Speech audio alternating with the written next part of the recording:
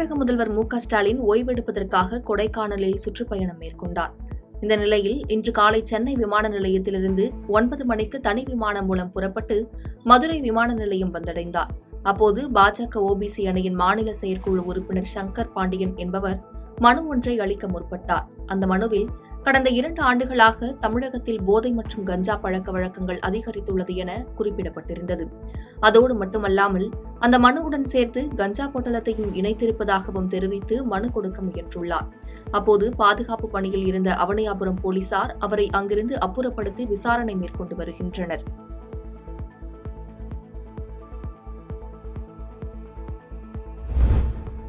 பாண்டிச்சேரியை சேர்ந்த ஹேமச்சந்திரன் என்பவர் சென்னை பல்லாவரம் அடுத்த பம்மல் பகுதியில் உள்ள தனியார் மருத்துவமனையில் உடல் எடை குறைப்பதற்கான அறுவை சிகிச்சை மேற்கொண்டு உயிரிழந்தார்.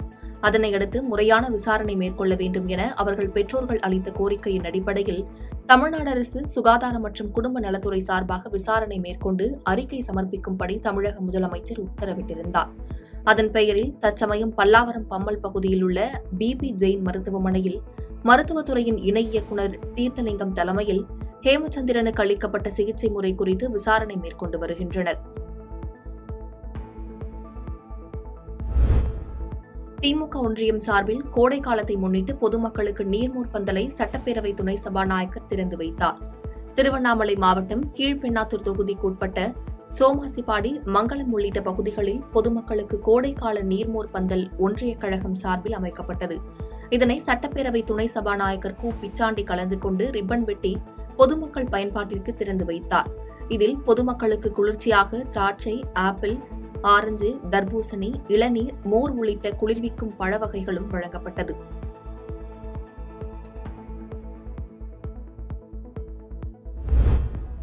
கோடநாடு கொலை கொள்ளை வழக்கு விசாரணை ஜூன் மாதம் 21ஆம் தேதிக்கு ஒத்திவைத்து மாவட்ட நீதிபதி அப்துல் காதர் உத்தரவிட்டார்.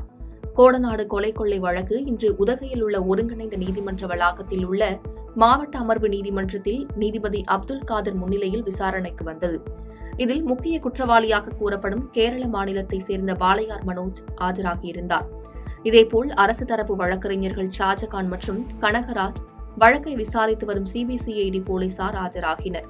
வழக்கை விசாரித்த நீதிபதி அப்துல் காதர் எதிர்வரும் ஜூன் மாதம் 21ஆம் தேதிக்கு வழக்கை ஒத்திவைத்து உத்தரவிட்டார்.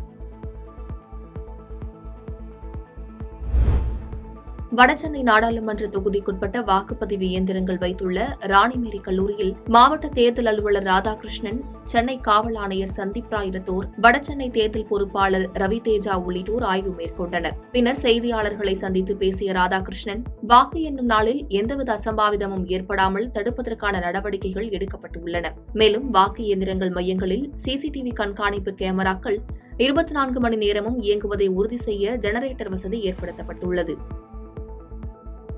பாதகம் செய்பவரை கண்டால் நாம் பயங்கொள்ளலாகாது பாப்பா, மோதி மிதித்து விடு பாப்பா, அவர் முகத்தில் உமிழ்ந்து விடு பாப்பா.